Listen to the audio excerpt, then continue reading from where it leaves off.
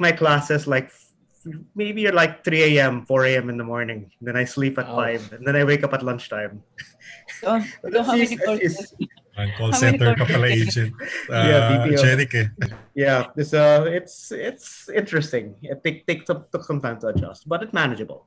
Yeah, but do you teach also at Ateneo meanwhile while you are studying at MIT? I will be honest, it is impossible to keep up with the coursework. I Just know. even Yes, it's one of the most intense programs of its kind. It's very yes, intense. Like yes, I know. I can barely even keep up with the coursework. But Yeah. that said, me and Rand, Dr. Tuano were just talking yesterday about some computational modules that we could probably cook up over the summer over here for the Ateneo Economics Department. So it's still, that work is still continuing, and I'm still talking with the Ateneo Center for Economic Research and Development, like adopting new computational social science tools for like their forecasting Yeah, and yeah, their ongoing work. Dr. Alvinam is fairly well known as a forecaster in the Philippines. yeah. I hope our own school can feature you as a lecturer, let's say for an hour or two. I mean, care of Migs and Jed, because we do have some courses. I mean, they're not complicated. They're just basic courses on economics for the political affairs, diplomacy, Yeah, and political yeah. affairs. Okay. Yes, sir, definitely. We'll definitely keep that conversation going. Of course, Jed is very familiar. I mean, we've been in contact quite a lot on a lot Yeah. of different things. So he's told me a lot of very positive things about the program also. Yeah, yeah. because they're now free to create it and to shape it the way they want to, and to hire the faculty, the adjunct faculty, and somehow create the modules, and then hopefully we can offer it also virtually to others who cannot come to Manila and get that course Yeah, virtually. really Okay, exciting. Really yeah. exciting. So we are now going live. I'm sorry. So shall we start? Zach, please. Yes. Okay. Thank you, Ambassador Lula. Uh-huh. And yes, let's begin. There's a lot to discuss, and it's a very interesting topic today. I'm sure it's also a very complex topic, so let's not make it sound too simplistic. Good morning, everybody. I'm Zak Yuson. Welcome to the Miriam College's Diplomatic Hour. Let me just briefly talk about what the Diplomatic Hour is about. First of all, it's being organized by the School of Diplomacy. So Miriam College opened a new program called the School of Diplomacy, SOD, which offers a Bachelor of Arts in Global Affairs and Diplomacy, major in Economic and Political Diplomacy, and a BA in Global Affairs and Diplomacy, major in Humanitarian Diplomacy, as part of efforts to bolster the SOD's profile and contribute to enhancing policy discourses in our country. The SOD came up with Diplomatic Hour. This is an online talk show focused on political, economic, and humanitarian crisis issues. So it's a great opportunity. This is actually, I think, our second, no, if I'm correct, time to come together, and we had a really good discussion the first time around COVID and the implications for what's happening in the world. Now it's talking about trade and what's going to happen. As you know, the economy always keeps churning, whether we like it or not, or whether there's a pandemic or not, and that affects everyone. So today's topic is the regional comprehensive and economic partnership implications for the Philippines and the Noodle Bowl of regional FTAs. And we know that the RCEP was signed in November last year. So that's why we're talking about it today, because we want to understand what are its implications for us in the sea of already very complex FTAs or trade agreements. And for the common Filipino, for students of diplomacy today who are joining us here, how do we understand this and what do we look forward to in the future? So today I'd like to introduce all our speakers in one go. So please bear with me. They're very accomplished. Our first speaker or our first panelist is Dr. Cesar Cororaton. He is a senior research fellow at the Global Global Issues Initiative Institute for Society, Culture, and Environment of the Virginia Polytechnic Institute and State University. In 2019, he was also an affiliate professor at the Economics Department of the De La Salle University. His research includes computable general equilibrium models and poverty analysis. In the last 4 years, he has done research papers for several Philippine agencies, notably NEDA, DTI, PIDS, and DOLE, and the Department of Finance. So welcome, Dr. Cororaton. Our next speaker is Dr. Dr. Philip Arnold Tuano. He is an associate professor at the chair of the Department of Economics at the Ateneo de Manila University. He has a PhD and MA in economics from the University of the Philippines and an MA in development economics from the University of Sussex. He obtained his AB in economics from the Ateneo de Manila University. He previously served as director of the National Anti-Poverty Commission of the Office of the President of the Philippines and has published journal articles, book chapters, and policy papers locally and overseas. Our final panelist, and no less though, of course, even if he's still doing his PhD, he's probably a doctor by now with all the work that he's doing, is Jerik Cruz, a PhD student at the MIT, Massachusetts Institute of Technology, focused on political economy and methodology, and the recipient of the MIT Homer A. Burnell Presidential Graduate Fellowship. Prior to his studies at MIT, he was a political economist and lecturer at the Department of Economics at the Ateneo de Manila University and has co-authored policy studies commissioned by the Asian Development Bank, the ILO, the UN Development Program, the Frederick Ebert Stiftung, Singapore's ICS Yusof Ishak Institute, and the UN Research Institute for Social Development.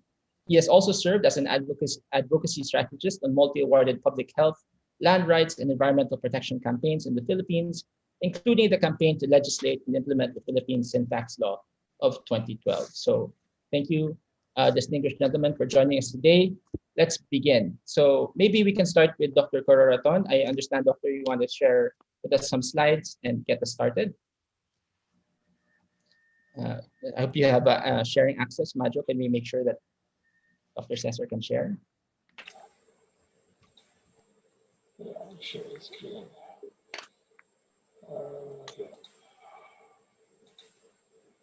Okay. Can you see my screen? Yes, we can. Yeah. Okay. So this is my my topic. So potential effects, economic effects of RCEP on the Philippines. Now, let me just put this on there. Okay. So RCEP, the meaning of RCEP is Regional Comprehensive Economic Partnership, and as was discussed earlier, it actually consists of 15 countries, 10 ASEAN, and 5+5, Australia, China, Japan, South Korea, New Zealand. And in terms of development, you have in 2012 November, you have the initial launch of the negotiations. And then last year of November, agreement on sign. And the last phase would be the ongoing ratification process in respective member countries. RCEP, the agreement is really complicated. It's huge document. And these are the major, some of the major points in the agreement. So trade in goods, my topic is, since RCEP is so broad, so my topic is only limited to the trade barriers, the elimination or reduction of custom duties, tariffs, and changes in NTMs or non-tariff measures that complement the tariff liberalization. So, and then you have these rules of origin, is also very complicated, I think. And then these other issues on customs procedures, trade facilitation, standard technical regulation, and other critical issues as trade remedies, trade in services, SPS is sanitary phytosanitary, and movement of labor is really also very, I think,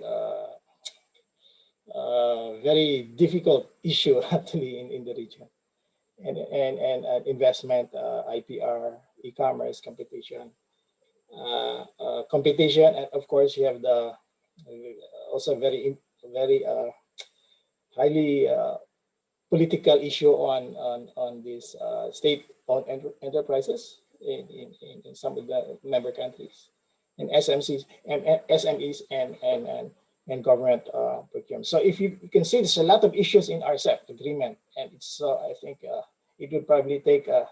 I haven't even looked into some of these critical issues.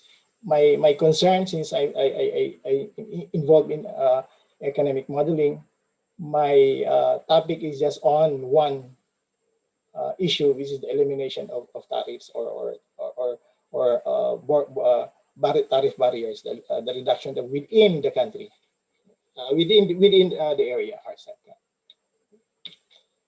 So, okay, so just to put things in perspective, this is RCEP. So in terms of GDP, you are looking at 25 or almost 26 trillion US dollars. And in terms of population, you have, because of China, you have 2.2 billion people. So it's a lot. It's a major trading bloc. And Philippines, there is a tiny, or is a small, it's a big player in ASEAN. But in terms of the overall RCEP, it's small. So if you can see, actually, this is also one of the main points of RCEP.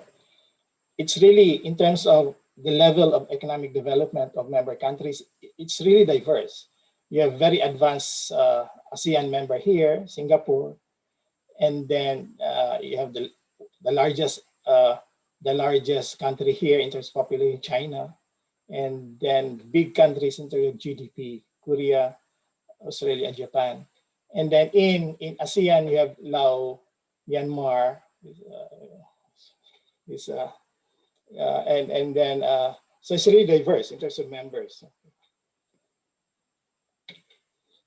And then, so the objective of my presentation is to assess the potential. So potential, I would want to emphasize the potential effects of the elimination of tariffs and the reduction of NTMs within RCEPs. Within RCEP on the Philippines using CGE model. And then estimate this potential trade creation and trade, because in any FTA analysis, I think this is critical to be able to compute for the trade creation and trade diversion effects of FTA. And we're talking here of RCEP. On global trade, when you say trade creation, it redirects trade flows to areas where trade barriers are reduced, like example RCEP. And trade diversion, it diverts flow of trade out of countries outside of RCEP. And then I'll talk of, based on the result, it will present some challenges to the Philippines. It will present some opportunities, but then there are also challenges that the Philippines would have to face. Okay, so it's a global CGO model. 18 countries in the model. So actually in GTAP, I use the GTAP 10, the most recent data, global trade database, 10.1. So the 10.1 has 143 countries and regions in the database, and then I aggregated to 18 countries for the analysis. And then in the database, it has 65 commodities in the database, and then I aggregated the database into 27 to fit to the model. And there are four factor inputs in the model: labor, skilled and unskilled capital, and then land and natural resources. So I'm not going to the CGE models; a bit complicated. So this is the simulation. I mean, in terms of tariff included in the model, so you included the ATIGA because that's the ASEAN tariff. That's critical because it's really an ASEAN initiated agreement. So ATIGA tariff should be incorporated into the model, and then you have applied tariffs calculated from the GTAP database outside ASEAN. And then in terms of NTMs, there are no official estimates of NTM, official data on NTM. So you just rely on NTMs from the literature, and the most recent one is kind of dated actually, is global, is estimated using gravity model, is by this Key, Nesite, and Olyaga. Okay, so that's the number that I used applied that into the model. So this is also big, major, expanding huge literature on NTMs, how to specify that, how to compute using gravity, and how to put that into the CG model. And then this is how I inputted the NTMs into the model. So NTMs would be considered as an export tax. So it restricts exporters to ship products, and then a surcharge, additional tariff duties, and this production inefficiency. So when you have these NTMs, it reduces the volume of importation. for the buyers, and therefore reduces exportation of the sellers. So it reduces trade, the NTMs.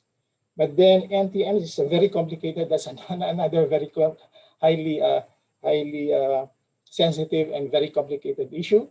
So is a growing area in the trade literature. So this is how I included in the CG model. So in terms of reduction of trade, if you look at the one of the issues in RCEP, it's really one of the major challenges is how to reduce trade barriers, and one of that trade barriers is the present tariff level. So they will be eliminated over time. And then the NTMs, I wrote I have a paper on NTM looking at TBTs actually using special trade concerns in the WTO since the launch of WTO in 1996. And there are actually reasonable issues in NTMs because because some of them are for preservation of environment and health, so on and so forth. So there are some of these are actually reasonable barriers. But then if you have this RCEP, it can probably discuss some of these issues, and therefore some of the issues can be resolved through RCEP. So it's impossible for NTMs to be reduced to zero. That's just impossible. So I just assume a 25 reduction over time. So my focus actually is just on the reduction of trade barriers, and then RCEP would involve really a lot of issues. And I don't know if I can. We can probably discuss this, include in the discussion, but my expertise is actually in economic modeling. So my presentation would only be on the reduction of these trade barriers. Okay, so these are the effects. These are the economic effects of in RCEP.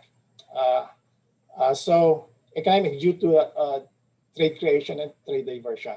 If you would note the upper countries here, Vietnam to China, those are RCEP members, and they are positive. So RCEP will bring about a positive because of trade creation, positive economic effect. But those outside of RCEP, NAFTA, EU28, Latin America, so and so forth, would be negative. So that's a trade diversion. So that's a quantification. Now, if you rank among the RCEP countries, the impact on the Philippines in terms of economic, this is just within the mid-range, okay? Look at here, the red, the red line here. The top, the biggest benefit in terms of EV, this is equilibrium variation, a measure over GDP. So the biggest impact, highest, is Vietnam, Malaysia. We are about 0.66 here. China is very small, actually. But in terms of the magnitude of change, or in terms of economic, it's big, 2 trillion, 2 billion, and then Japan 2 billion. Ours is just about 280 million.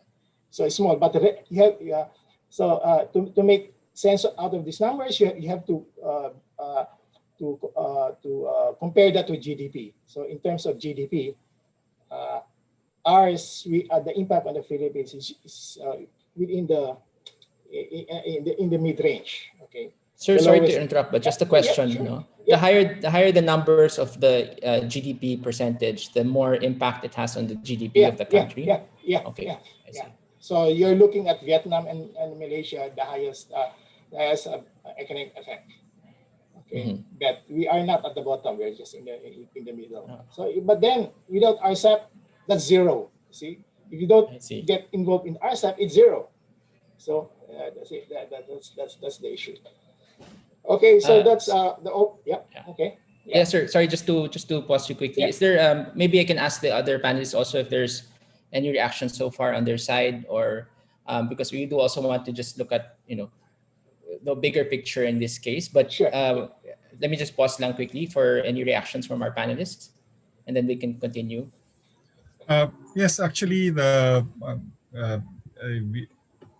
Doc Cesar actually Yes, has I shown, saw. no, in many studies also have shown that the gains naman to RCEP is moderately positive, at least in terms of opening the trade. I mean, reducing the tariffs, no, the tariff barriers, no, within countries. So I think, I mean, there's in this type of modeling exercise, no, there's, I think most of the CG studies naman will show the similar results. No? And, If I could ask just, a question. yeah. Randy, you can. Yeah, well, just a note, I think there's a question in the chat on what non-tariff barriers are. So I just put in the chat that these are regulations that cover health and environmental standards. No? And it may even cover customs administration. So some measures that are not really related to the taxes. So Doc Cesar was talking about tariffs. So these are the taxes that are imposed on the trade of goods. So non-tariff measures are those regulations that are not related to the imposition of taxes. Sige, sorry, Jerik. Yeah, go ahead. Yeah, it's okay. Well, one example would be like, for example, a major item in NTMs is the SPS, is sanitary phytosanitary. So if the product affects human health, animal, plant, okay, you can actually cut the trade with that. Say, for example, bird flu. If there's a bird flu in China, you can stop. You're entitled to stop the trade flow from China of like chicken or So or for example, you have a contaminated product because of like they use some chemicals. You can stop that, and that therefore you negotiate. You examine. This is a science-based investigation. Okay, what are the causes and what are the effects, and then if it's proven that they are really detrimental to the health of human health, animal and plant, then the supplier would have to address that. Okay, you have to correct that. Okay, before it goes into the country. Yeah. If I may also ask a question to Doc Cesar, and Yeah, I saw Cesar, earlier okay. the time period was for which you done your simulation was 2018 to 2024. So that's the schedule you worked with. Yeah. So am I correct? I mean, this is something I think is going to be important for us, all three of us, and the audience to discuss later on. So our performance, the performance of ASEAN in the midst of the COVID pandemic, the interaction of that with RCEP has not yet been integrated. No. So I think that's something I think we'll talk more about that later. But this is RCEP in itself. But in interaction with the impacts, the long-lasting impacts of COVID, that's I think something we're going to have to talk more about later in this panel. Yeah, that's critical. Okay. I think. Yeah. I have some slides. I have some slides. So yes, Doctor, go ahead. I'll just continue. Yeah, but just for the interest of time, Doctor, if we can also condense ng konti yung slides. Yeah, thank you very much. So that's the overall RCEP. The critical effect or the result will really be on the sectoral. Okay, this is critical because this would really present some challenges to the Philippines. So understandably, you have the electronic equipment. This is semiconductor because we're a major supplier in the region of semiconductors and so forth. So that's the biggest impact. I highlighted here the red ones. This is agri-food, and that's really one of the potential. I think the government should address because you have a lot of potential there, and our experts of these items are kind of limited in terms of variety. So it has a major, some potential. So I'm looking at vegetables and fruits, other food, and then fishing, oil fats. Okay, so that's critical. So I'm looking here. RCEP will affect agri-food sectors in the Philippines. Okay, increase from 24 million in 2021 to over 53 million in 2020, and that's key. But I just want to highlight here is the mining because of the environmental impact. So you need to have. And a lot of these countries are interested in our mining sector. So we have to be careful also with that, okay, because of the environmental effects of this mining. So that's one. So one critical point here, I mean, understandably, as a semiconductor there's a positive effect there because of this computer age and computer highly computerized world. So semiconductors are major. So we are a major producer of that in the region. So that would benefit. So, and then I just want to highlight this food because that is really critical in poverty alleviation. That's one of my areas actually, because that's where poverty is located in agriculture. Okay, so and then in terms of, because of the reduction in these trade barriers, of course, consumer prices would be down. This is relative to the baseline. So without RCEP, you have the baseline, and you have RCEP, you have the reduction in consumer prices, and that's good. And then because of higher exports, some of these exports are higher, so you have factor prices, skilled and unskilled, the returns to capital also increasing over time. Okay, so those are the positive effects. So in terms of summary, so these are RCEP, positive effects on the Philippines: lower consumer prices, higher factor prices, and therefore higher income, increase in electronic equipment exports, and increase in exports to agri-food. And that's great, and that's good. The last part I think is very interesting. So major challenges, okay, this is critical because if you look at agriculture, you have low productivity. Relatively weak link between agriculture and food manufacturing. That's unfortunately weak link there.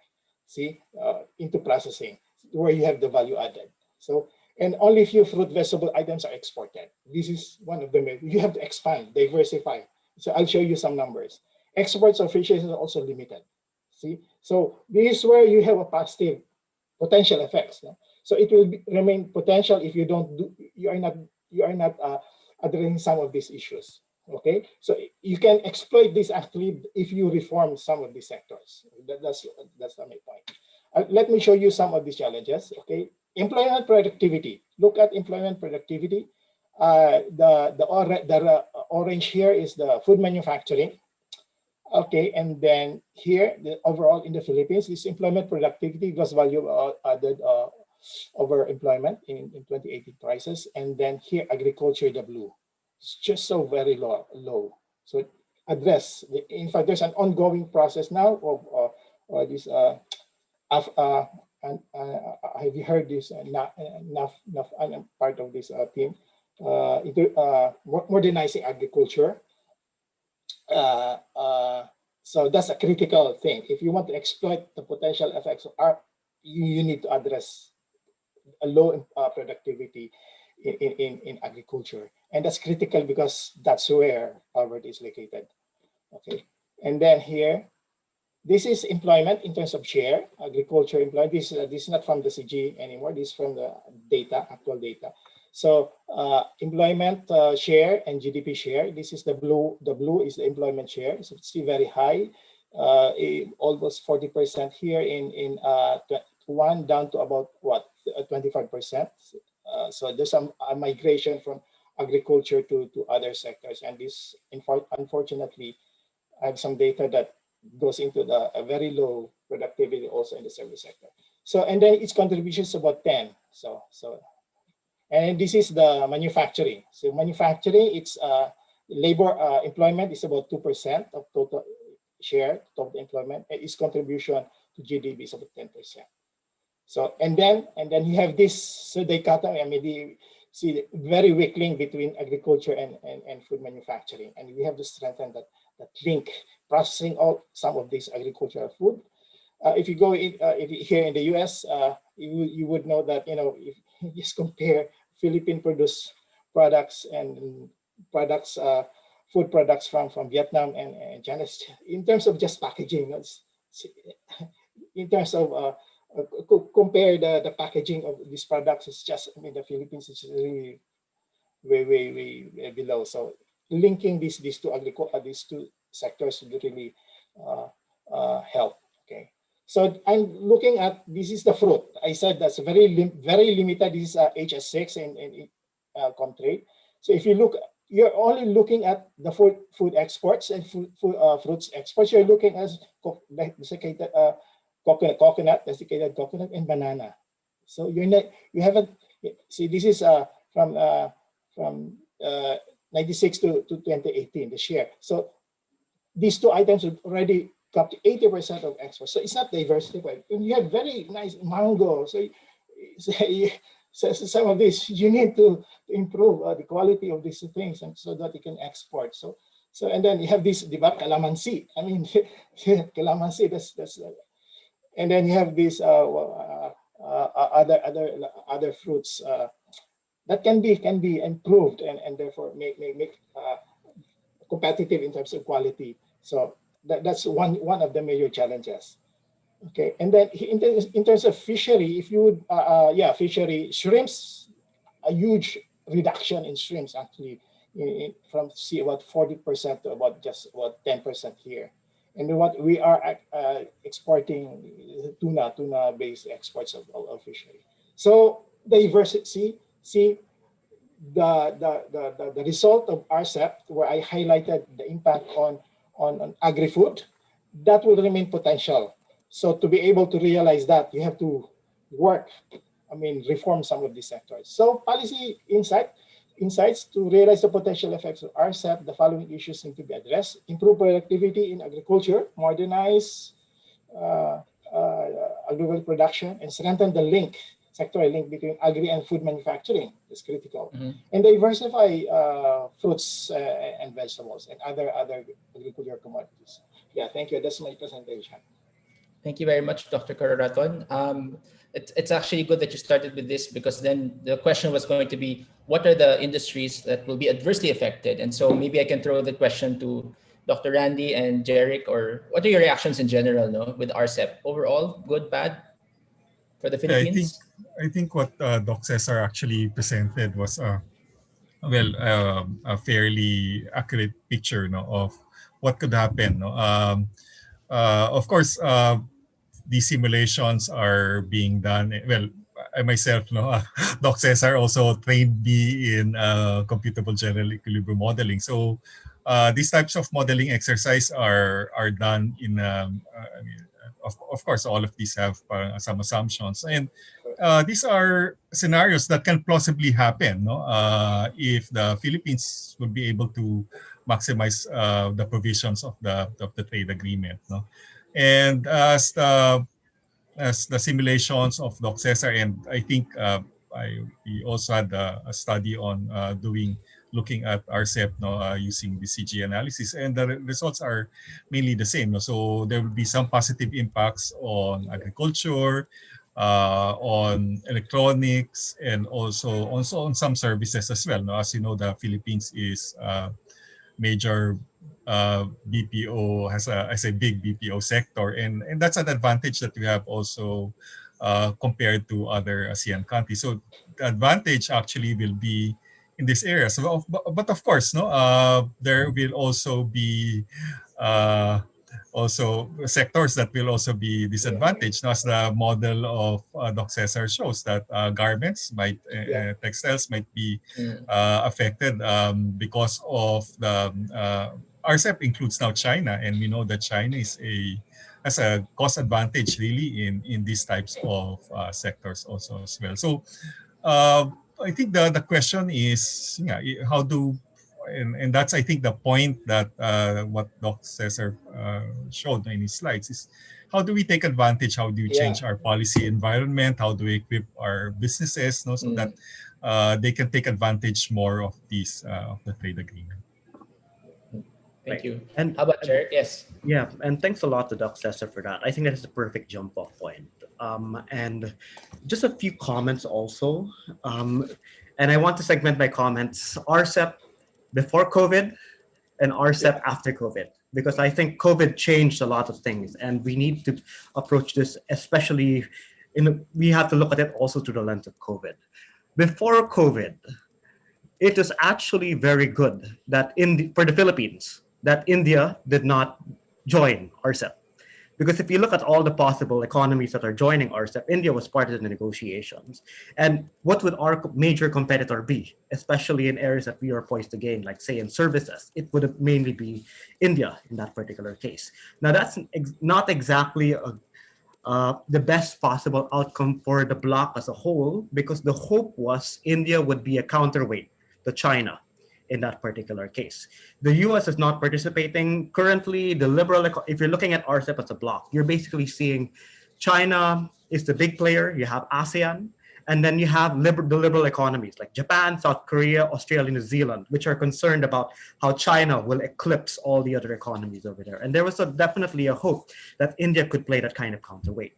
That said, for the Philippines, it's a good development for us. If ever we were to join, if we ever to legislate, because that gives us we don't really have much other competition when it comes to, like, say, trade and services. And what Doc Cesar and Doc Randy have mentioned about us being poised to take advantage when it comes to things such as food manufacturing, electronic exports, I would say definitely food manufacturing is going to be critical, especially if we want to maximize the gains for reducing poverty. And compared to, like, say, Thailand, there is so much scope for the Philippines to really improve our food manufacturing sector and build value chains with agriculture in a globally competitive fashion. Yeah. The challenge, I've heard some conversations with, like, economic consultants in the Senate.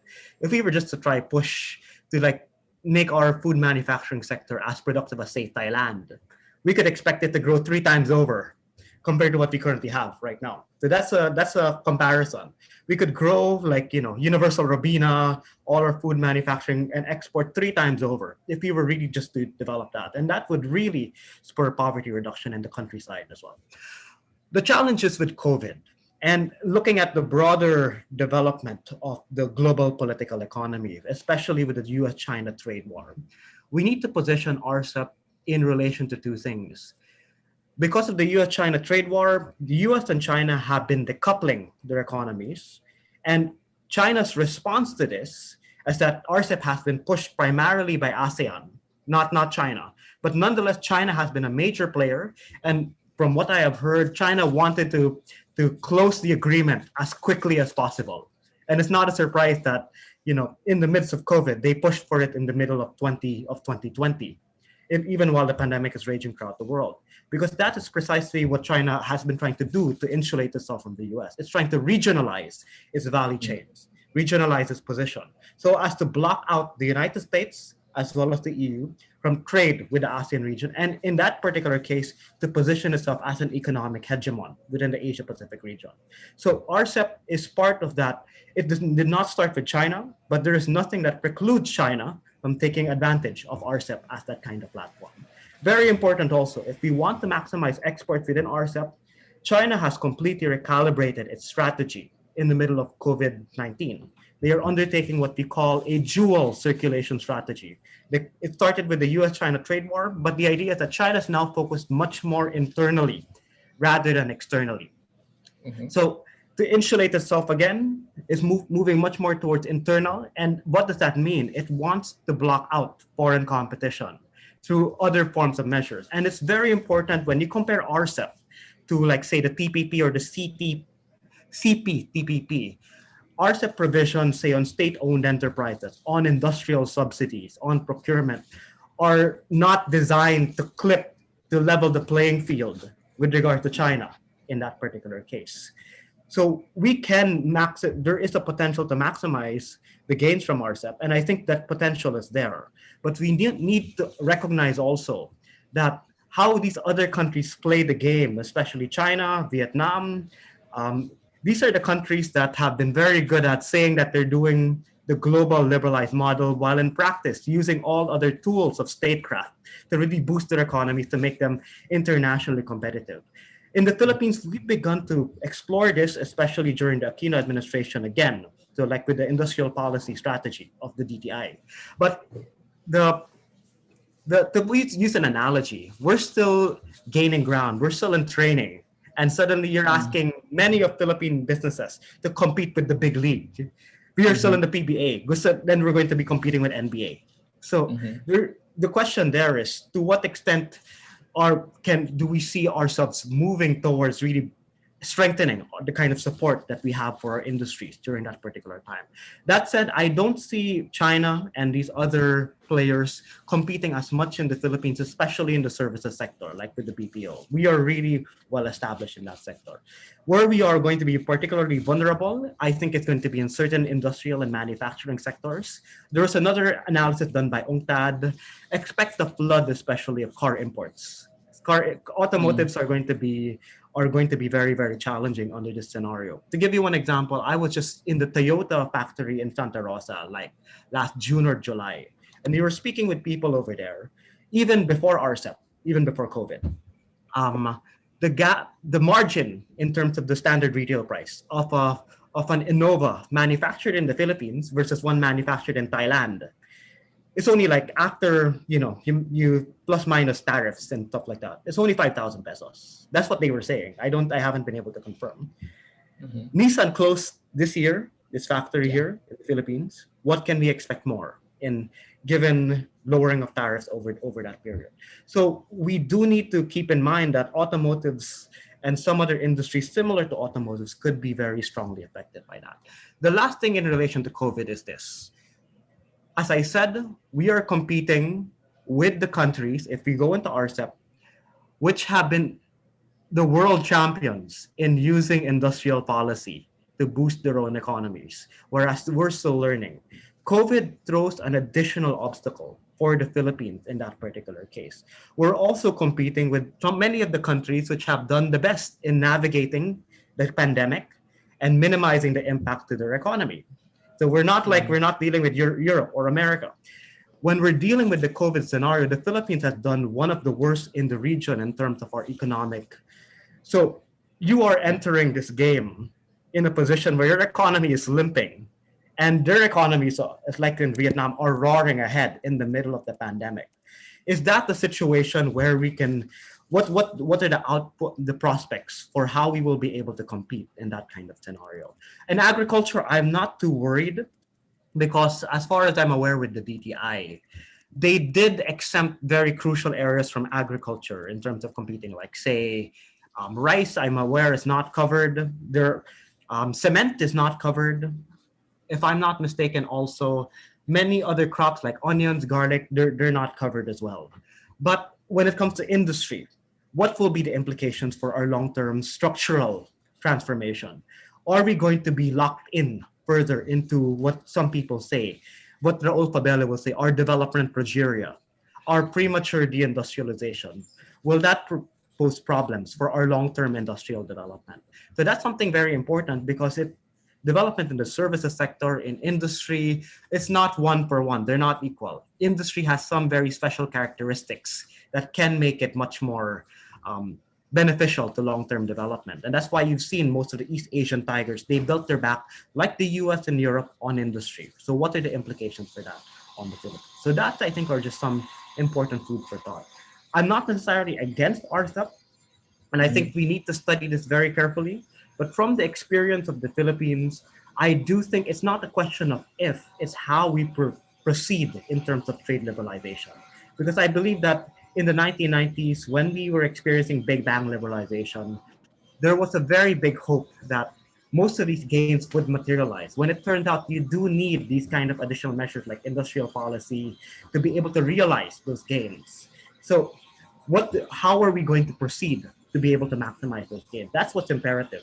I think Doc Cesar's simulation showed the promise, but what measures do we need to see, especially when we are seeing this conjuncture where we are limping because of COVID-19 and we're going to compete with the NVA of the world when it comes to exports in terms of manufacturing especially. So something for people to consider in that particular case. Yes, thank you.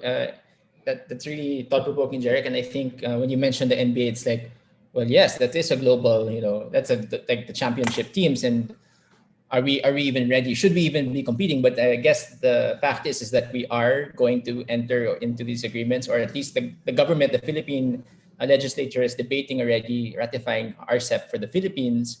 Now that it's here, or all these trade agreements are here, how do we best prepare or respond? And by the way, you also mentioned, also Dr. Randy mentioned TPP, which is the Trans-Pacific Partnership. These are all of these other FTAs that are going on at the same time. You did highlight the geopolitics of it as well, with China's maybe dominance or interests lie. Now that the U.S. has changed administrations with the Biden administration, I'd like to ask our panelists, like, given all of these different chess pieces playing, what should be the Philippines' next move? How do we respond to all of these different trade agreements that are being discussed at the world stage? Dr. Cesar?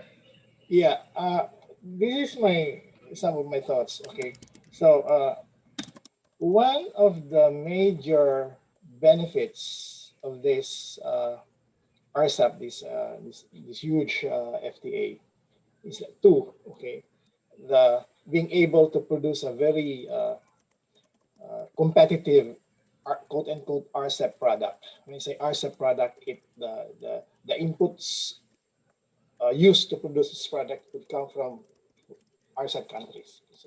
So I mean, Asia actually is really very strong, strength in being able to produce, getting from various countries, so that you have a very cheap, a very competitive product that can be exported outside of RCEP. So that's critical. So, okay. Now, if for example we are a big player in semiconductor, so that could I mean, simulation will show that it can be a boost to our semiconductor industry. Now, another issue is this BRI, the Belt Road Initiative. Okay, right. So linking these countries. Okay, linking these countries through infrastructure. Now we have started through the BBB. Okay, financed by Japan, and that's critical so that we can participate in this RCEP. So linking all the way from China to Singapore. Okay, and then I don't know, from ports, building this infrastructure through, that's a major it facilitates trade. Okay, so it expands the flow of trade because of this infrastructure. So I'm looking at those positive issues. Now, in terms of COVID, my issue on COVID is that COVID, okay, can be reduced if you have the vaccine. Okay, so if you have the vaccine, okay, that can control COVID. I think now we are contracting. The Philippines is contracting. I think go back to because of this BBB of the government. It goes back. It will immediately go. It will go back again to the old path, the high growth path of the 6-7% growth. If you have this vaccine, so the critical issue here is really the vaccine. So it's down now because of you have a controlled economic activities because of this pandemic. But if you have this successful vaccine, and then of course you have to address this variation of this COVID-19, that's another major challenge. So my issue on COVID is if you are able to have a very good vaccine that can address not only in the Philippines but also in other countries. Yeah, that's my point. Yes, Dr. Randy. Yes, so I think Dr. Cesar was able to discuss very well. I mean, also partly the geopolitics. But I'd like just to go to the question of Prof. Edna Coles in the chat. No, I think we just have limited amount of time. I mean, I think she was trying to point out the importance really also of MSMEs. No, so I think. It's important. I just wanted to put in the chat that, I mean, we should also view RCEP and the other mega trade deals. I think there's some discussion now. No, as you said, Zak, no, the Biden administration is looking now to join again the TPP. No, so I think because of that, I think there's also some the DTI, is also looking at that also as well. I mean, if there's some interest now from the US. No, I think Prof. Edna raises an important point on the role of small and medium enterprises, no, and micro. And that I think there's some efforts in the DTI that's trying to strengthen. No, we're developing an industrial policy for the Philippines. So I think what's important really is how to really link all of this in industrial policy with our stances on these different trade agreements. I mean, we cannot actually view these trade agreements only on their own. I mean, and in fact, no, when the DTI invited the academe late last year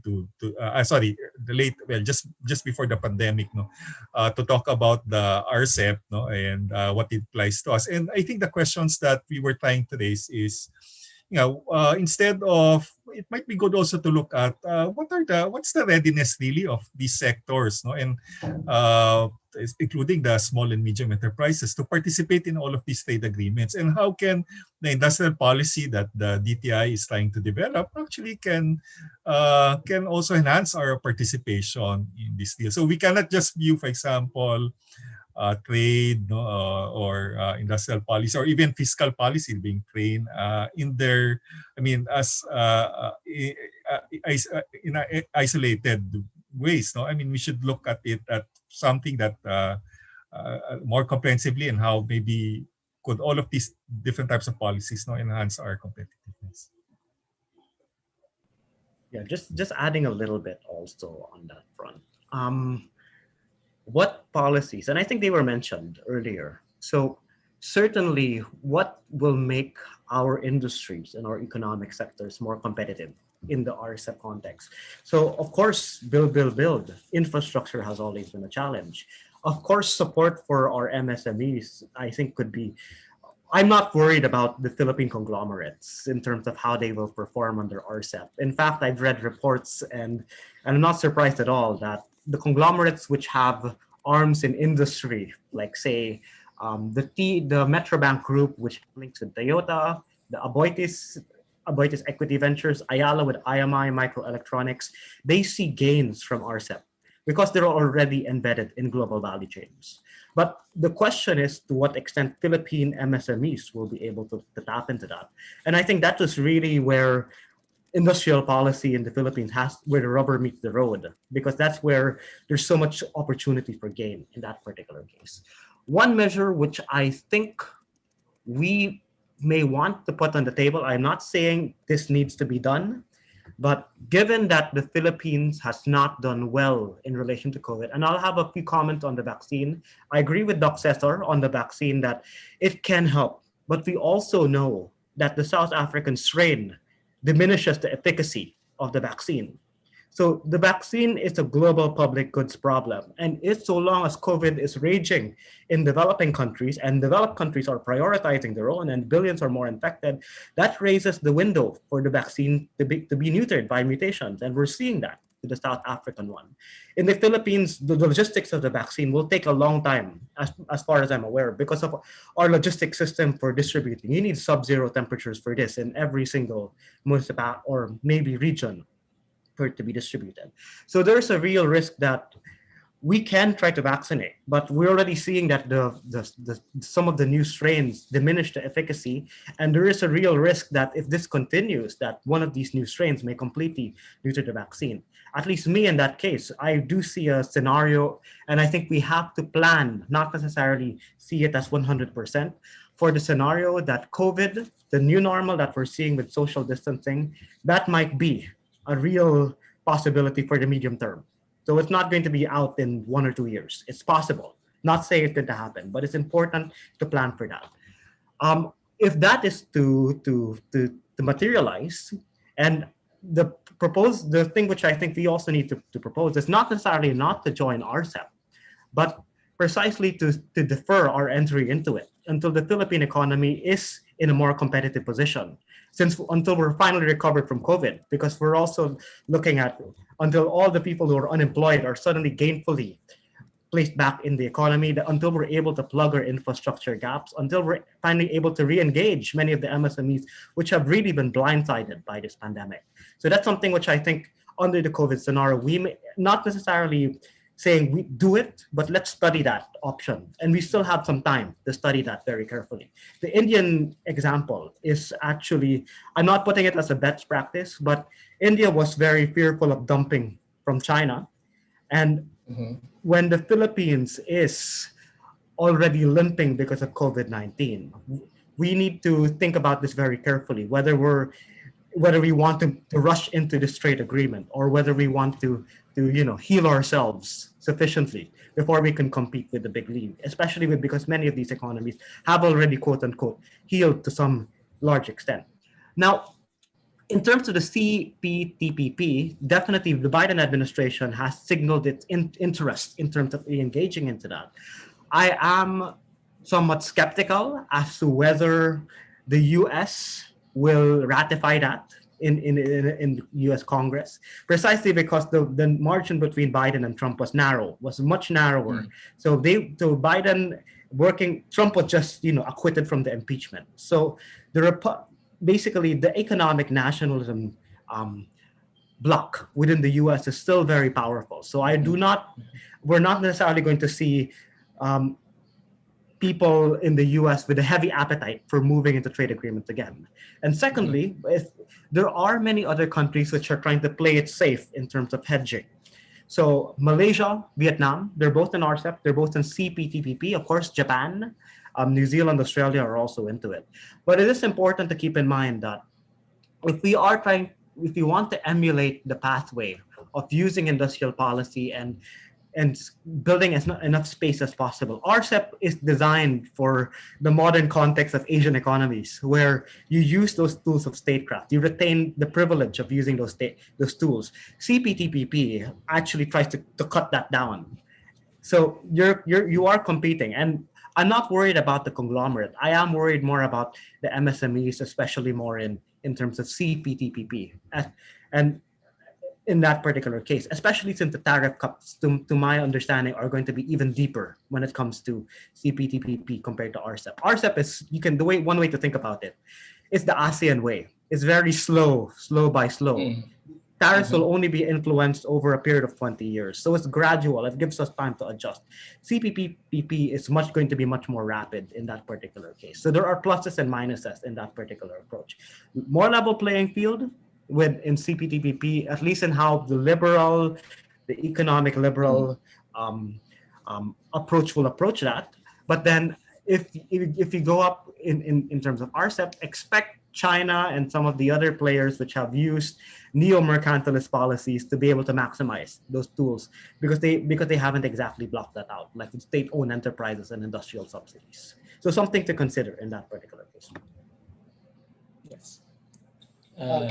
Thank you. Yes, go ahead, Dr. Cororaton. One major difference between CPTPP and RCEP is this clause on employment and environment. So you don't have that in RCEP, but you have that in TPP. So that's critical because in labor they're looking at child labor. Okay, that's one, and then environment is also a major thing because of climate change. So that's not in RCEP. Okay, thank you very much. Sorry, Zach. Yes, may just add, and I agree with Doc Cesar. That's something in CPTPP. Think about this also. The Philippines has relatively advanced clauses for environmental protection, whereas many of our competitors like China and RCEP, they don't have those scruples. So that is, quote unquote, it's good for the environment in the Philippines, but it's a competitive disadvantage for the Philippines, at least in some of the, manufacturing sectors which are vulnerable. But that's it again. I'm not particularly worried, like say with services or agriculture. There are gains that we can experience in RCEP on that front. But I'm more concerned about manufacturing and what will be the long-term development impact if we do not have as robust a manufacturing sector as say South Korea, Vietnam, Thailand, Japan had when they were in their boom years. Yes. Okay. Thank you. And good point about the environmental protection, but also how that makes it difficult for us to compete. At this point, though, I'd like to call on my co-moderator, Dr. Aaron Rabena, who's also the program manager for the School of Diplomacy. He'll be asking the next question. I have to ask the indulgence of the panelists because I do have to jump off to attend another call, which Unfortunately, in this Zoom time, happens right after the other call ends. So Dr. Ravenna will take over as the moderator. Go ahead. Thank you very much, and to the panelists as well. Thank you. Thank you very much, Zach. So good morning to everyone. Thank you all for being here. So I'll take it from here because Zach has a board meeting to attend to. Yeah, so just to continue with the discussions as to the Trans-Pacific Partnership, to our panelists, what's holding us back from signing on to the Trans-Pacific Partnership or CPTPP? Are we ready enough? So we can start, I guess, with Dr. Cororaton, sir. Can you unmute, sir? Yeah. Okay. Now, okay. I think that I'm really pro trade. Okay. If you look back, in 2008, because of the collapse of this WTO Doha, okay, you have this various FTA. Now that's the for me, because I look at the impact of trade on poverty. Okay, that's the first best solution actually. Okay, but then because of the collapse of that Doha agreement, WTO in 2008, so you have these various FTA, RCEP, TPP, so on and so forth. So my concern is that if there's in the TPP, I think I also have a paper in that actually. If we are allowed to enter, my point of view is that we should go in also. I think, yeah, because one, of course there will note that in this trade, it's a two-way thing. Okay, you buy and then you also sell. See.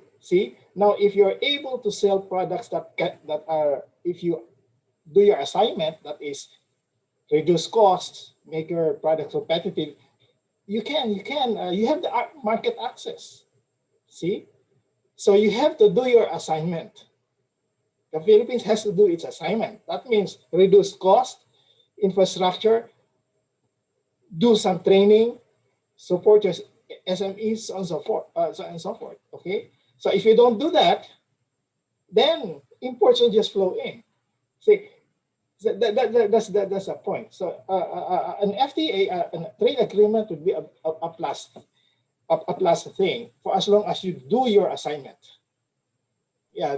Okay. That's very interesting prescriptions, Dr. Cororaton. Professor Philip, sir, your take, sir. Well, yeah, just to add to Cesar's point, the advantage of joining the TPP, of course, as Jerik noted, some of the issues. So in a sense, TPP is more, in a sense, private sector oriented, but the issue is how do we really prepare? Well, the advantage really of going into TPP while we are in RCEP, China is not yet in TPP. So, that we can take advantage. If we do our homework, as Cesar said, we can take advantage of that point. There's some goods that we can actually sell to the US, which is not in the TPP. Although I think there were also some issues that some questions that have been raised on TPP. I think is the issue, as Jerik has said, yung issue of one is intellectual property. I think because of the strong influence of pharmaceutical companies in the US, they're looking for greater protection in terms of their pharmaceutical patents, and there's some fears that it might also delay the transition to generic manufacturing of these products. And second, I think when there's an issue also of the arbitration also of all of these investment issues. So I think nevertheless, I still think that the question is really how do we really prepare for this what is called as the mega trade deals. And it's very important to think about what how does our infrastructure, industrial policy link to all to these trade agreements that we're actually undertaking. So I think that's it's important. Thank you, Professor Phillips. So I guess you're in agreement, sir, with Professor Cororaton. Jerik, how about you? Yeah, well, I think in terms of the economics, I agree with what was said. So I'll just highlight the geopolitical aspects. And I will say I am glad on one level that the TPP did not materialize earlier on, because we were not part of the TPP, and we could have stood to lose a lot by not being included during the time, plus minus in terms of all the additional reforms which are required, as well as the cuts. And to add on what Doc Randy was saying on pharmaceuticals and intellectual property, if you're looking to level up in terms of global value chains, my understanding is that Philippine pharmaceutical companies are very much looking towards leveling up their game, and entering into the TPP, especially in terms of intellectual property, could pose an obstacle to that. So that's also very important when it comes to value, to moving up the value chain. Sometimes intellectual property can not always, but it can pose some obstacles to countries which are trying to increase how much they're able to get from these global value chains. That said, I think when it comes to the geopolitics, the Philippines is not, we don't have the geopolitical weight of either the US and China. And we need to maximize our gains from either way, and we need a much more canny geopolitical strategy. And that means maximizing what we can from the economies on either side, both the US as well as China. And I believe there are gains for both. And there are challenges also associated with both. The challenge in the relation to engaging with the US is precisely as you have been mentioning, the use of legal controls to basically limit competition to the American market is very pronounced in the CPTPP. And we have to also weigh the risk of that in terms of our long-term development. In relation to RCEP, again, as he said, it's much shallower, and it goes by the ASEAN way in that particular front. But then, are we also as canny in terms of China? The challenge in the case of the Philippines in this is that it can be, we can try to maximize both, but it can also be, if we're not careful, it's a damned if you do, damned if you don't kind of scenario also. So we have to be very, very strategic in how we engage in both of that. I do believe there are a lot of gains in ensuring that the US and China still retain some geopolitical rivalry within the region, especially in terms of the economy. Unfortunately, as you can see from Build, we haven't been able to maximize. It's still mainly Japan, which we've been able to secure most of the financing from. Hopefully, if we were to be able to play our cards right better moving forward, we could see much more of those gains by doing a both strategy rather than either or. Yeah, thanks, Jerik. I think it's really good that we adopt a really diversified hedging strategy, as what they say. Here's another question. Because right now, we see the existence of bilateral free trade agreements.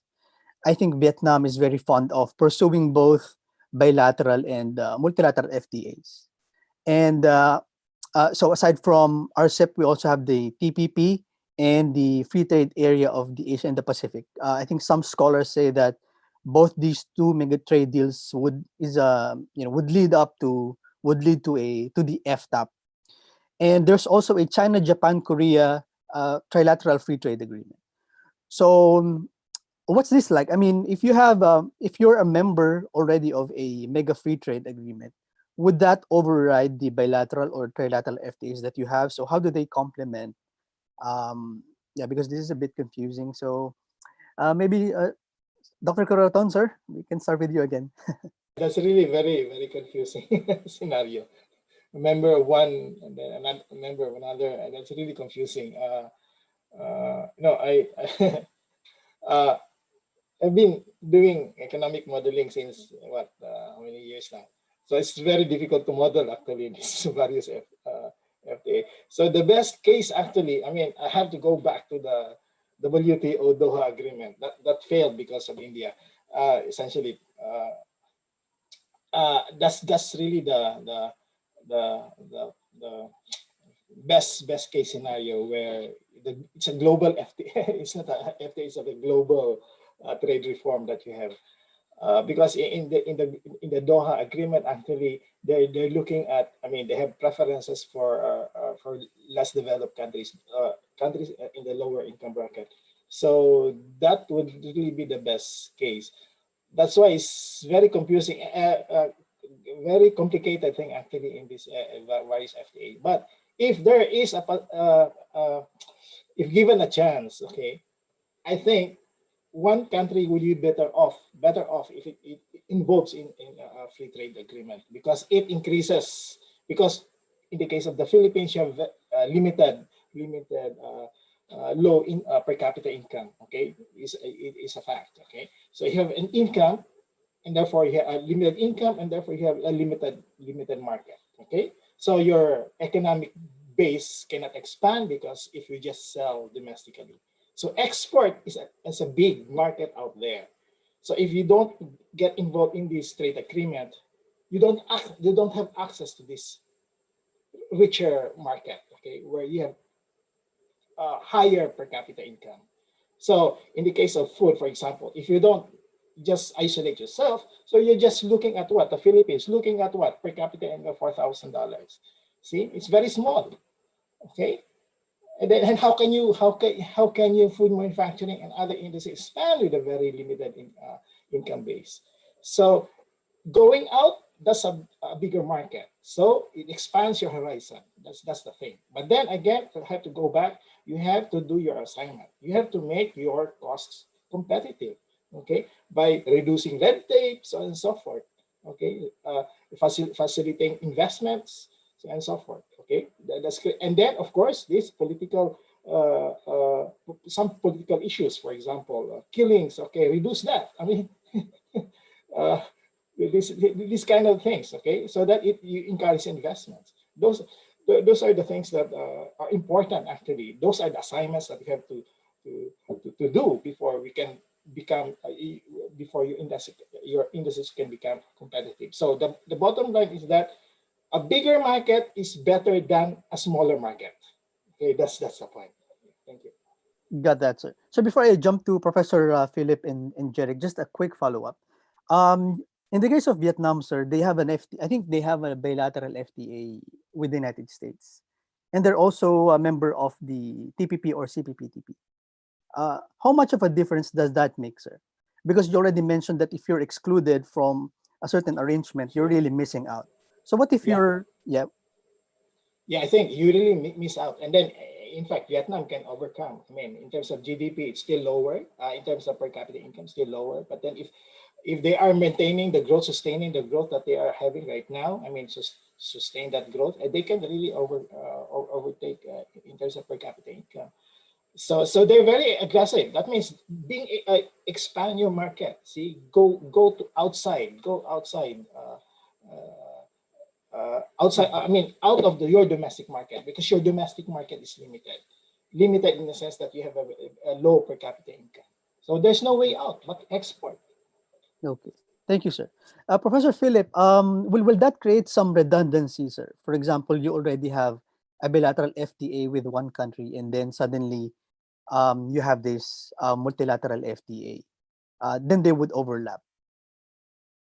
Yeah, I think that's parang that's a good point. I think the good question. I think the impetus really for these mega trade deals, no, is because of the fact that you have what you said, no, as this spaghetti bowl or noodle bowl of different bilateral, no, and regional trade agreements, and plus, I mean, globally, you had all of these sectoral trade deals. I mean, sectoral deals in terms of sectors like the agreement, no, a global agreement on investment. So if it's confusing even for us academics, it's even more confusing also for the small and medium enterprises as well. No? So I think part of the impetus of really pushing all of these bigger deals, absent the fact that we cannot have a global trade agreement, there's the WTO in Doha round is stalled now. I think it's part of it's this issue of parang how can we get into agreement on certain provisions? If that's told, I think that was the impetus really for, and many panelists also have said that this impetus for all of these bilateral and regional trade agreements that were actually made. And because you have this many of these agreements, that in fact it will be confusing, for businesses, to be able to do trade. In fact, there was a study done by, I think, the PIDS and ADB in the early 2010s, like 2011, 2012, that only 20% of all of our firms are using these preferential trade agreements, and part of it is because also of the lack of information of this agreement. So, in a sense, you can say that the push towards these bigger deals is because of the fact that you want some better clarity on how you can trade. Of course, correct. I mean, you have to be very strategic on what the deals, so that we have in this trade deals, and hopefully. I think as Jerik said, the details yet of RCEP is being hammered out. I hope that our negotiators will be able to ensure that whatever provisions that really come out are advantages for our businesses. Right. So I think, sir, it's clear that I guess if you're, for conglomerates and entrepreneurs, they have to have a technical job of really identifying, what trade agreements this country has with other countries, so that they can avail of the perks and market access. Jerik, how about you? Right. Just to start off, I completely agree with what the others have been saying, and I want to underscore what Doc Cesar was saying. You need to do your homework before entering into these, and there are real gains to be made. And I think economic theory, this is the theory of comparative advantage, which we do need. Consumers can gain, and I would actually say in terms of the inflation spell which we're experiencing recently because of the lack of supply, that shows the importance of engaging in these kind of trade, these trade flows to ensure supply, especially during this particular period. I think the big question, and this goes also to what Doc Cesar and Doc Randy were saying, and it ultimately boils down. You need to do your homework. The big firms are likely to do their homework very quickly and the small firms are likely to not have the information. So it is incumbent on government to ensure that our sectors will be competitive. So this raises the dilemma for us. How much can we expect government to rise up to that challenge? That's ultimately the big question which we have. Can we expect that in terms of really preparing our sectors for competing and thriving and maximizing the gain, that government will be able to deliver on that? To use the analogy, like the basketball team.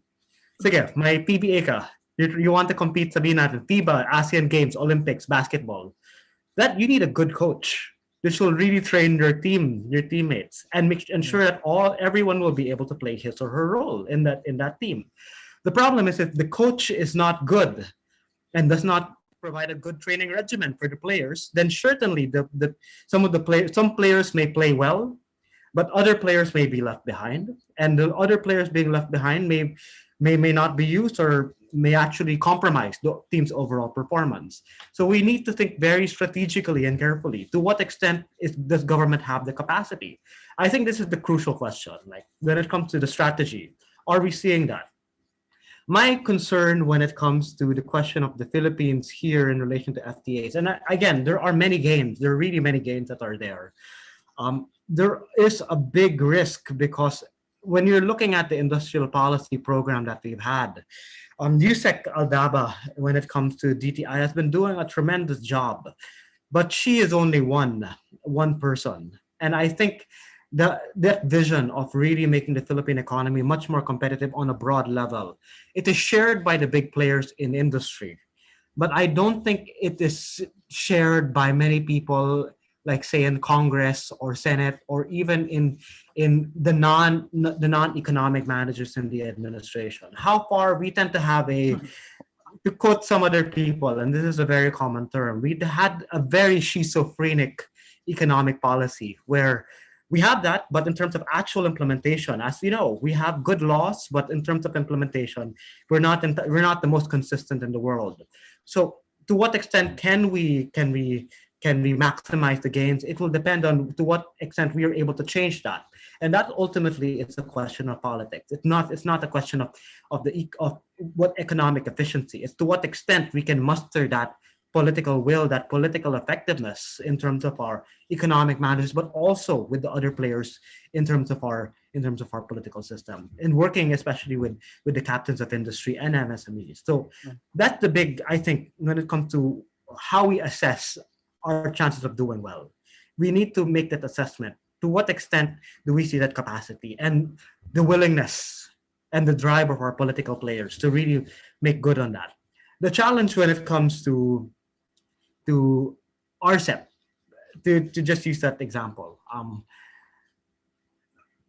the when it comes to China or Vietnam, not all authoritarian systems do well. In fact, you see a lot of very, very badly run authoritarian systems. And we can cite from Latin America or Africa on that note.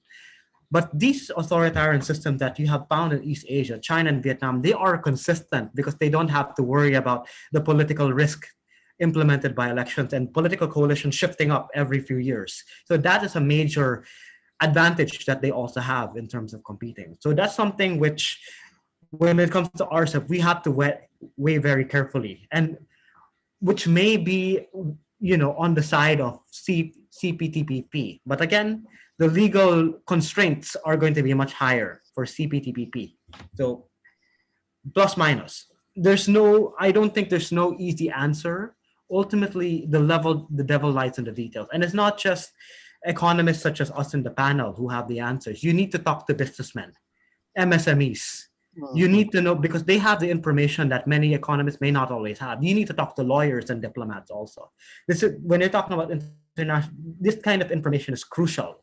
And you won't have it just by going from trade theory directly to application. You need to have this kind of competitive information, and business especially will have a much better assessment rather than, let's say, people such as us working in the academe. But we do have ways of putting all of that into perspective, aggregating that kind of information. So that's something which needs to happen as we move forward in ratifying RCEP. We need a much more careful assessment with inputs, especially from the business sector. And I would also add trade unions as well. Mm-hmm. Oh, great points, Jerik. So I think, you mentioned the political risk arising from electoral cycles in our country. So I guess we really have to have a not bipartisan, because we are a multi-party democracy. So maybe we should have a multi-party consensus as to our industrial and economic policy.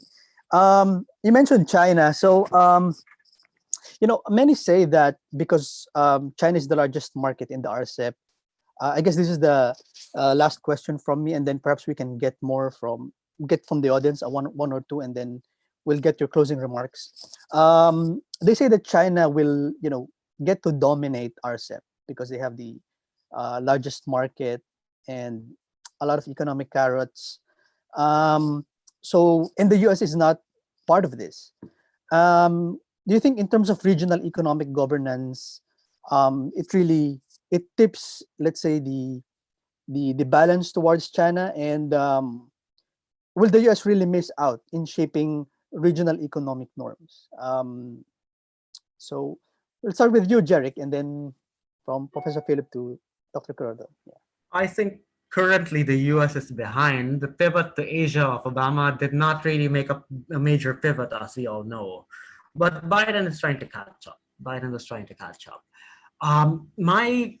I honestly think, more than the US, the big question now is to what extent Japan, Korea, and India will be able to cooperate, as well as with ASEAN. Because if you're really looking, if you look at Build as a case study of how these dynamics are going to play out, the geo-economic competition, the US hasn't really been a big player. And I don't think we can expect them in the immediate term to rise up very, very quickly, given what we know that they're dealing with their own internal problems. And the fact that Trump was acquitted shows that Biden is up for a very big challenge in terms of passing the CPTPP by the U.S. Senate if they want to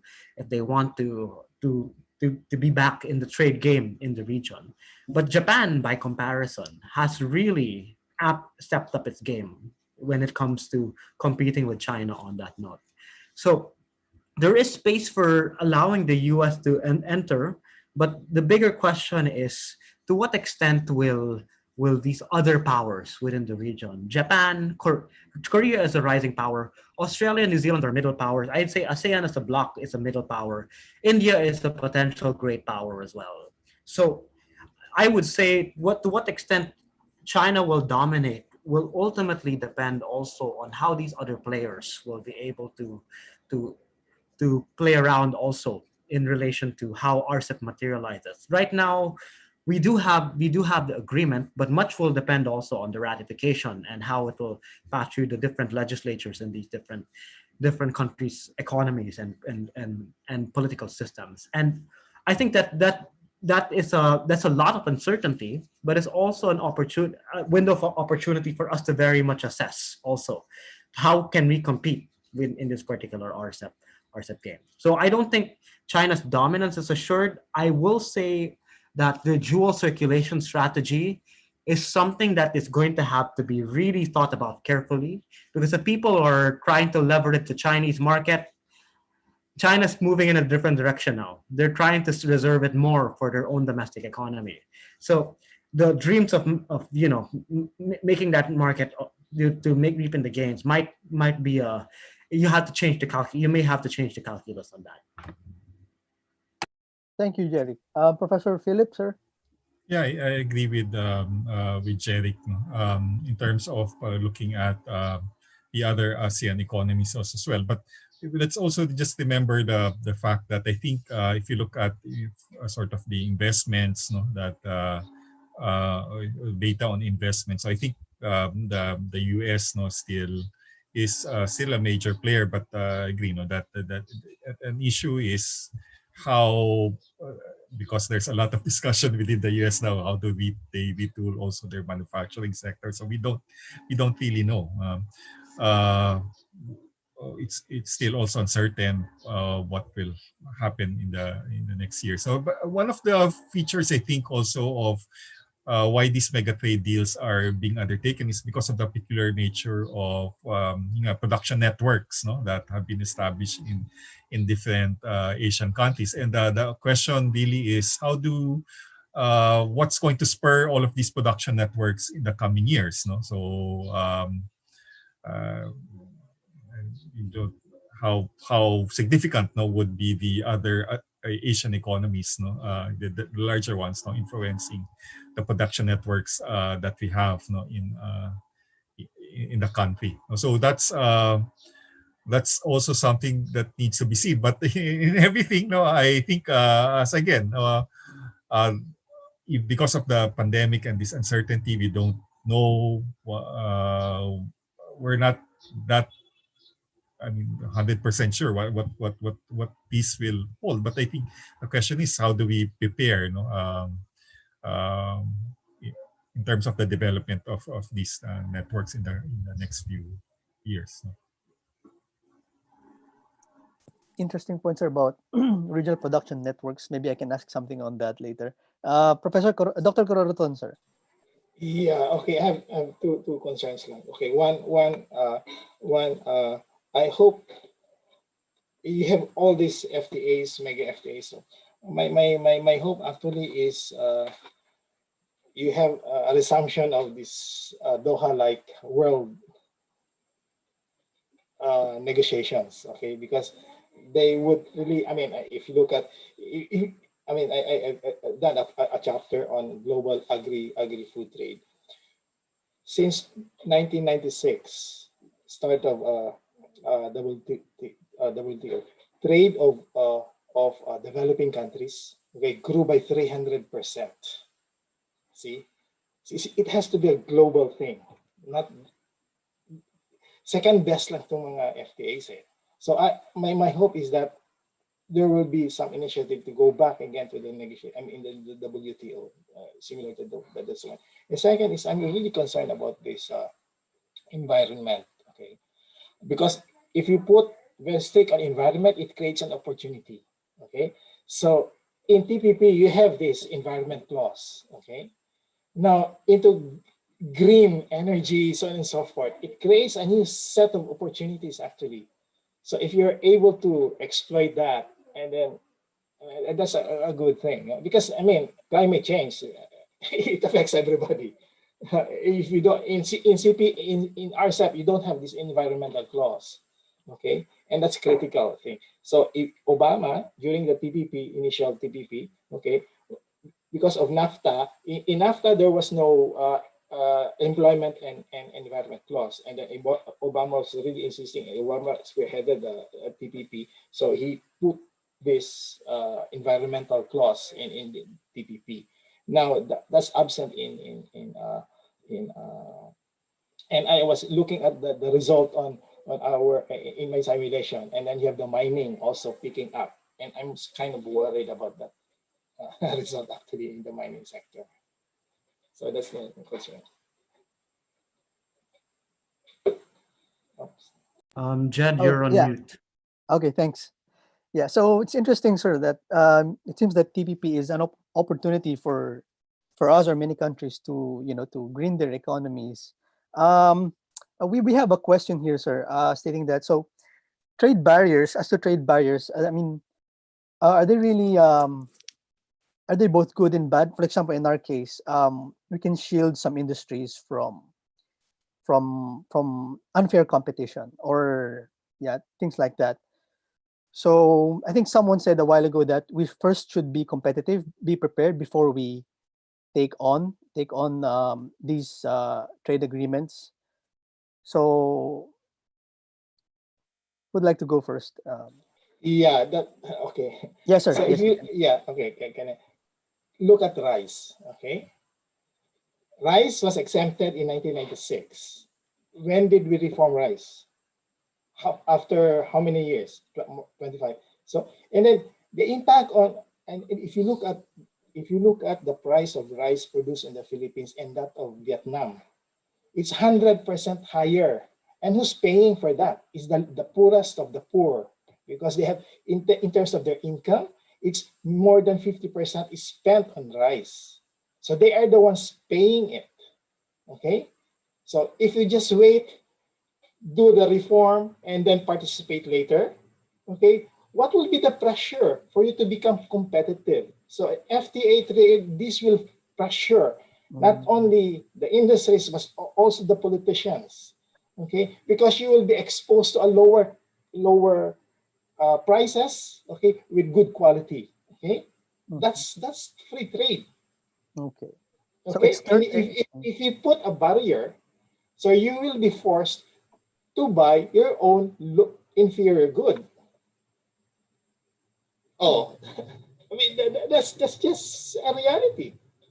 Okay. So Okay. it's kind of like external pressures, sir, right? Yeah. I mean, competition from other countries with lower costs. So you will be forced. Okay. See, you will be forced. You will be exposed to competition. Okay, and then that would be the start of the reform. There will be external pressure. Okay. Right. Professor Philip, sir. Yeah, I think the rice is it's a good example because we've protected industries for so long. No?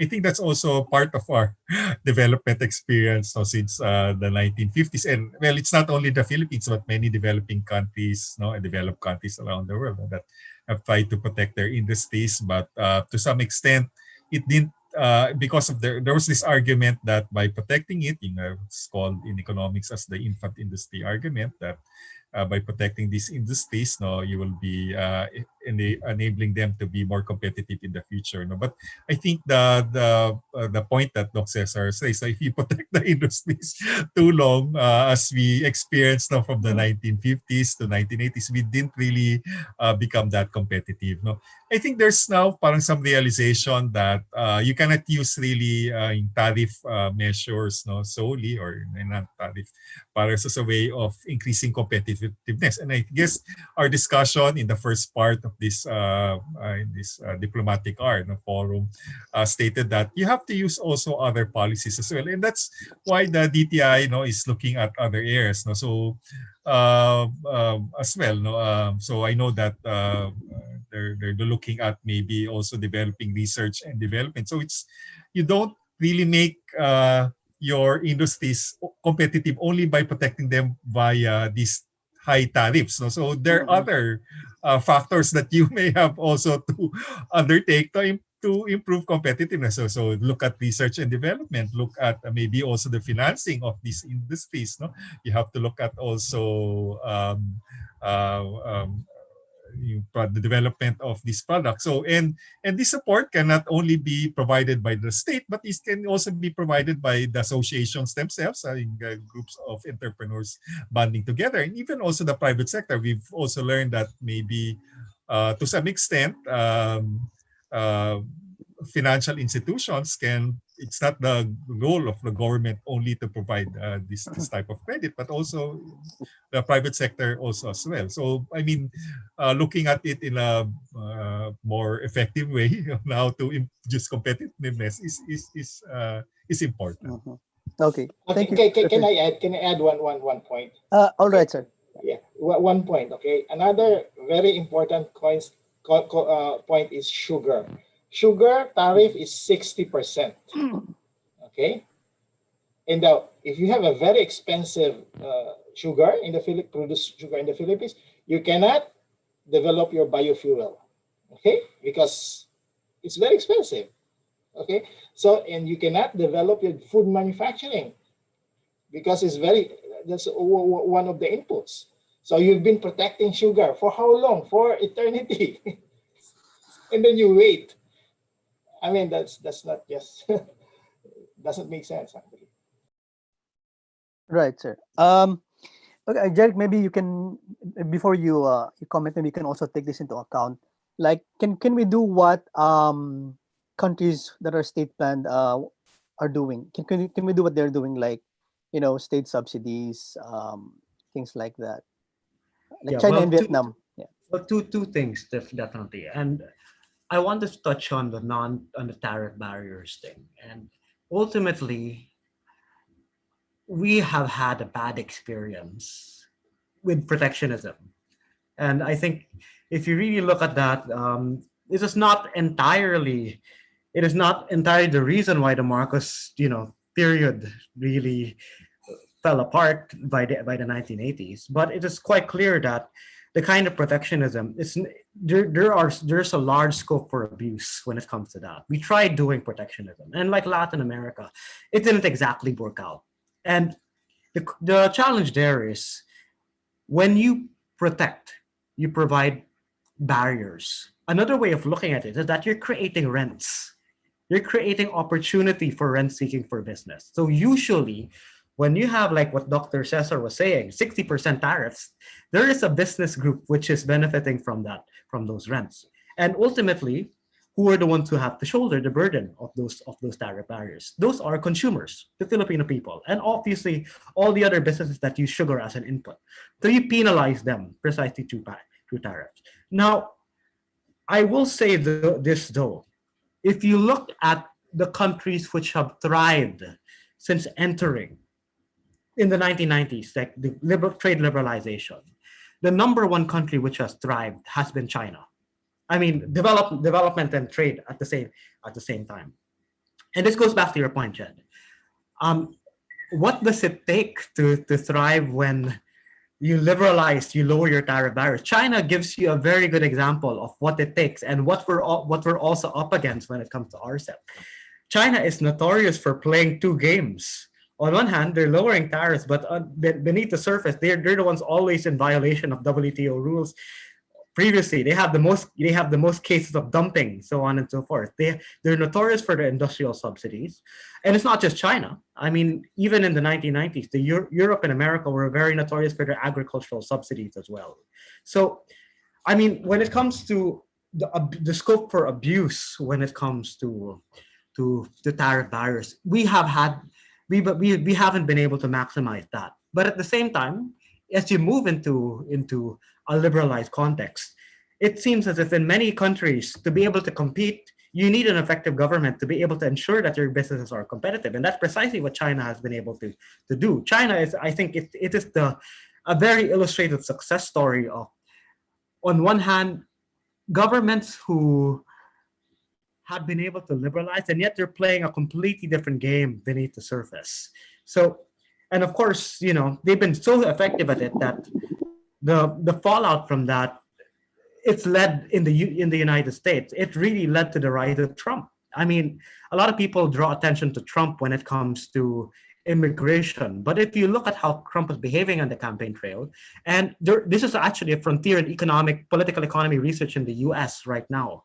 It's precisely those counties within the U.S. which were most exposed to import surges from China, which voted Trump, which became much more radicalized. And that's also something which I think is very important to take into account, that in the long term, consumers may benefit, but the challenge is that if this benefit is not balanced also with safety nets for those who lose out, and as well as, the creation of employment, it does tend to create a political backlash, which is precisely what you're seeing in the world today. So that is something very, very crucial. When we go into that, we need to realize that not all countries are playing the game fairly, even if you are liberalizing trade in that particular case. And this is something which we need to wisen up to very, very quickly, because we are competing against with men in RCEP, with many of these countries who have not exactly played fairly in terms of free trade and liberalized trade, even as they have lowered their trade barriers. Correct. So I guess, Jerik, to a certain extent, China's trade practices or industrial practices led to the rise of populism in the States. Yeah.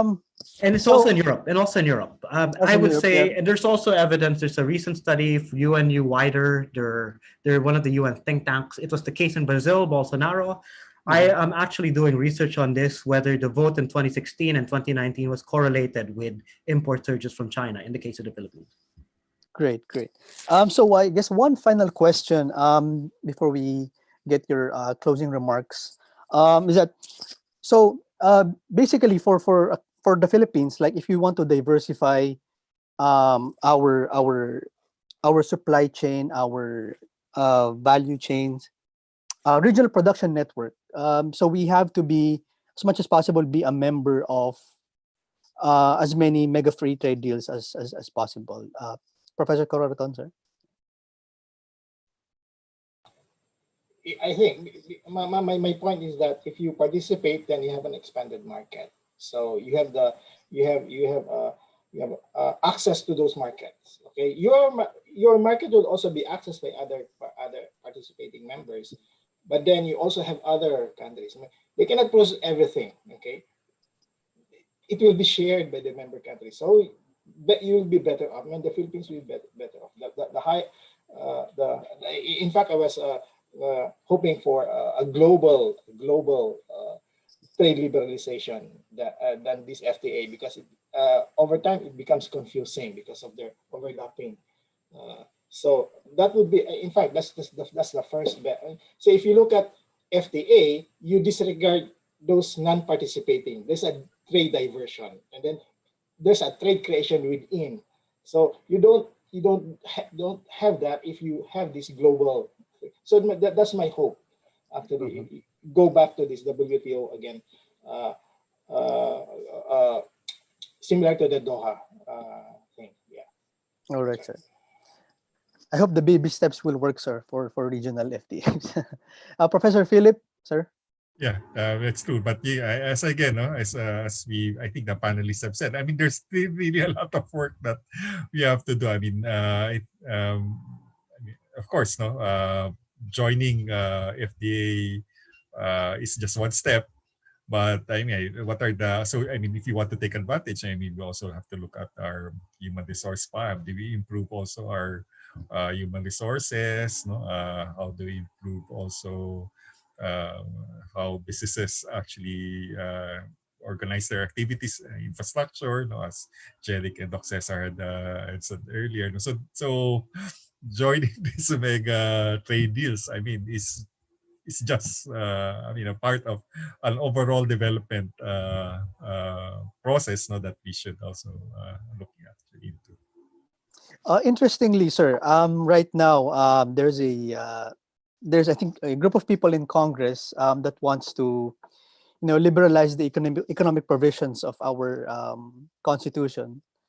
They say they won't touch on the political, but only on the economic. So I hope that's a step in the right direction.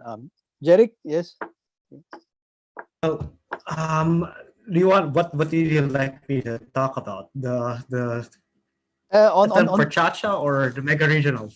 oh, both. Yeah. Okay. Well, honestly, let's put it this way. I'll go first for the mega regionals. I think when it comes to the Philippines, it's not a question of whether to liberalize or not, because there are gains, there are real gains. I would say we need to recalibrate how we have approached it. And one thing which I think we can learn from the East Asian tigers and like China is just how carefully strategic they are when it comes to engaging in all of these. They don't only do cost benefit analysis, they have like 50 very, very long-term plans. And they're completely pragmatic in terms of how they go about this. They don't just put, even while they're really, I mean, I will say I am for the environment, and I believe we should maintain all of these for environment, for labor, but these countries do recognize that sometimes if you're going to compete and your companies are fledgling and you lower tariff barriers, it is incumbent upon how supportive government will be, and sometimes in ways that may be in the gray area. So that's something which China has excelled at. It's something which, if you look at many other countries which have succeeded in trade liberalization, they have done that. It's also what the countries in the developed world have often done. So we need to be much more strategic and pragmatic. But that's to say, liberalizing trade, there are gains. It's how do we do that in a way that promises the best gains for national development and industrial structural transformation. That's where I think the gap has been in the Philippines and where we could do much better in. And this is an opportunity for us to really wisen up to that and to do our very best in being strategic. I do not think, by comparison, that simply changing the Chacha, the economic provisions right now is a strategic move, because it is not the binding constraint in the Philippines. Our binding constraint, number one, in terms of improving our situation, is dealing the best with COVID, really. Our number two binding constraint, as we all know, is about infrastructure in the case of the Philippines. So those are the key things which you really need to put in. And I don't think leaning on foreign investment will automatically lead to gains. You can look at the case of Latin America, where they cajoled foreign investment to come in, and unfortunately, the gains were not as big as were initially promised. What foreign investment tends to do, they tend to focus on the rent-rich sectors within the economy. So if you have a water utility, a telco, they will prioritize where they can make a very high economic return, and other areas which promise less, those will tend to be neglected. So ultimately, it will still fall upon government to deliver the investment needed in terms of public service deliveries for those more neglected areas. So that's what we know from countries abroad, and also how foreign investors tend to think. It is not going to be a cure-all. It's really, and foreign investors will still operate on the principle of distance returns, and that means that if you lead on a foreign investment heavy strategy, you're going to arrive at patchwork results on that basis. We need to focus more on where our real binding constraints are, and I think it's really infrastructure, governance, COVID. Those are the three major things that you need to fix up right now. Right. I agree, Jerik. We really need to be strategic. Yeah, you mentioned China. Long-term thinking, they have what they call the Chinese dream of the great rejuvenation of the Chinese nation. to be a developed country, a powerful country by 2049 in all facets of national power. So for our closing, I think we've run out of time. So Professor Cororaton, sir, your closing remarks. Yeah. Okay. Now, for me, I mean, I'm a trade economy, so I really for trade. So it expands opportunity, bigger market. Okay. Now, in the case of the Philippines, if we just focus on if we focus on domestic market, you have very limited uh, uh, uh, uh, there will be very limited progress, essentially because of very limited market in terms of income. That's one. And second, so trade would really expand your market. Okay, one, and it can flow in technology from other countries also through investment and trade. So that's one. And the other thing that I want to point out is that of infrastructure. Okay, connectivity. Okay, it reduces costs. So the BBB of the government is a one plus actually, a major thing that the government would have to continue so that you have this connectivity.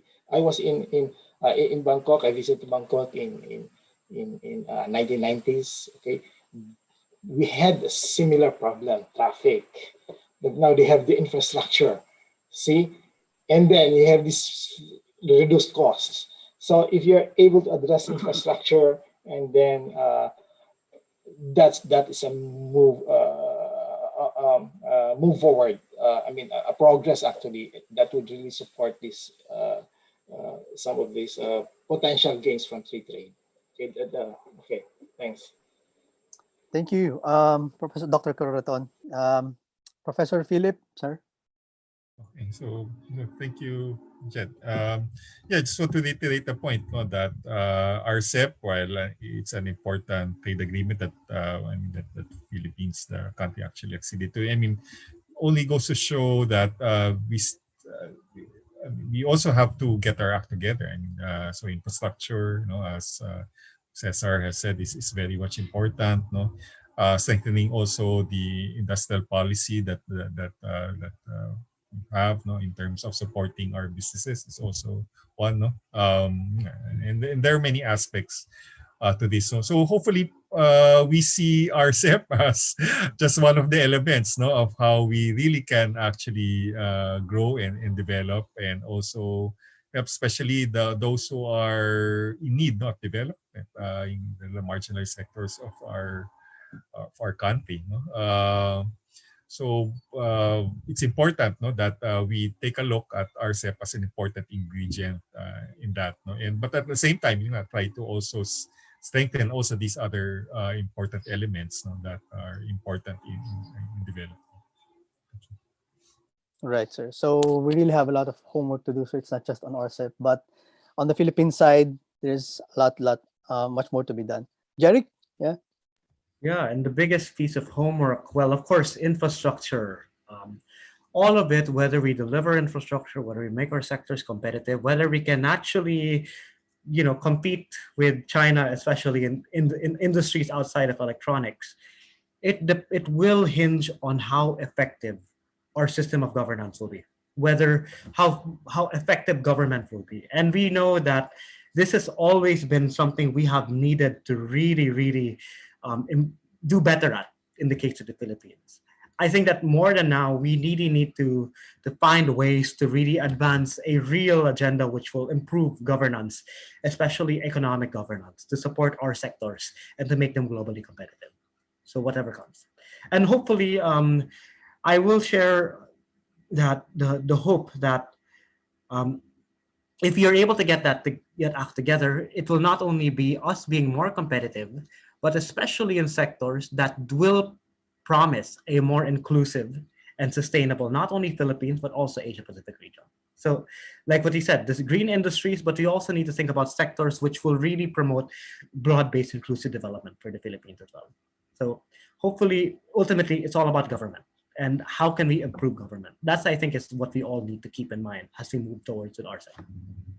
Thank you very much, Jerik. I guess that really is the crux of the political economy of, in our country, how how politics is really a crucial variable. So at this point, I'd like to thank again our very esteemed, excellent speakers, Dr. Cororaton, who's joining us from from Northern Virginia, Professor Tuano, sir, of Ateneo de Manila University, and Jerik, PhD student at the MIT, and also to our audience, thank you very much for attending this second episode of the Diplomatic Hour. And for the third episode, we'll have the Indian ambassador to give his remarks about India's foreign policy. I think it's about the Indo-Pacific. Yeah. And for more information about Miriam College's School of Diplomacy, please go to our website. And if you want more details about this. So again, thank you all very much. Yeah, Yes, Ambassador. Also. Yeah, Yes, ma'am. I want to thank all of you. I mean, Dr. Tuano, Dr. Cororaton, and soon to be Dr. Jerik Cruz. You know, when our school chose this, you know, I really had so much fear because I thought it's the most complex topic one can think of.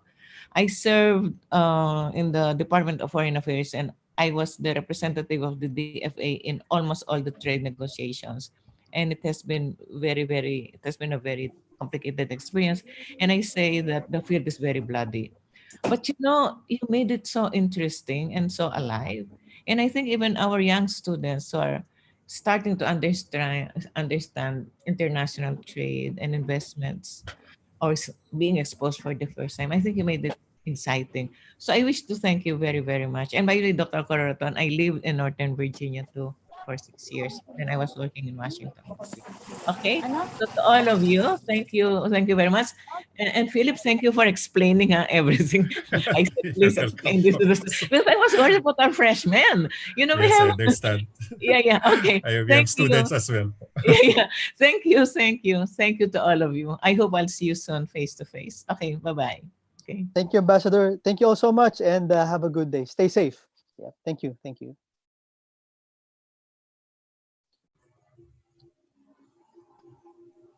Thank you, Jed. Okay. Thank you, Kuya Randy. Ay, salamat, Big. Sir Philip, thank you, sir. Thank you, sir. So, nagtutulong ka sa diplomacy. Are you teaching in the diplomacy course? We co-developed the